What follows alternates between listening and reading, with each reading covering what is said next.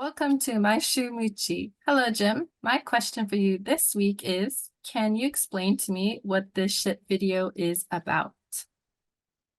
Or right after you tell me where you are. I am in Japan right now. Where in Japan?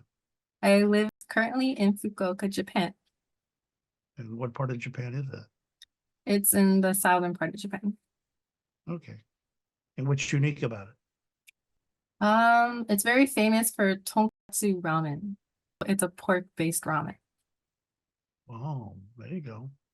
Back to the question. Can you explain to me what this ship video is about? First thing you want to notice is the tugboats that are alongside that ship. The ship that hit the bridge in Baltimore did not have tugboats alongside of it.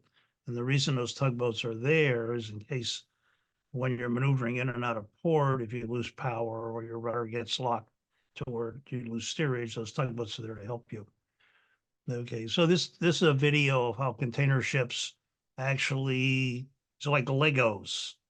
So it's a Lego land. Container ships are like Lego land. They have these little slots and you put containers in the slots. There are 53-foot containers. There's 45-foot containers for ships, 40-foot containers, and some 20-foot containers, but mostly most ships operate with 40 and 45-foot containers. That's a twist lock. That's what goes between the two containers. And many of the newer twist locks are automatic. So as soon as the container lands on it, it switches and locks it. Okay, so you can see the cell guides as the containers are going down. That's a 20-foot container there. So they put 2 20s alongside a 40 in the slot. Pretty typical way of loading there. That's all below deck. Those are hatch covers that go on top of below deck, and then they stack containers on top of it. Those wires are called lashing wires. That's what helps keep the containers from going over the side of the ship.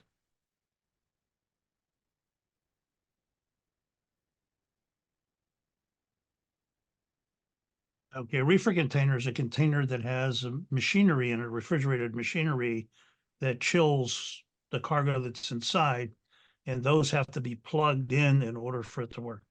That yellow thing is called a spreader, and that's what comes down on a crane and grabs. It has these little flippers you see on the outside. Look at the corners, right? They're putting a hatch cover down. Those flippers come out to make it easier to land on top of the container. And then when they go to put it in the ship, the flippers go up so that the lifting frame will go down in the slot.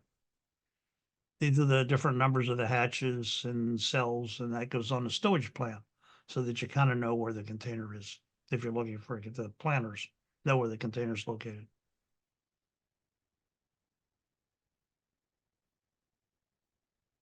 So, of course, the ship alongside the port, and there's the ship no longer in the video. There you go. So you see the tugs there again. That's the key thing. So it's very difficult to stop these ships when they're moving. Force equals mass times acceleration. They're not going very fast, but there's so much mass that it's very difficult to stop them.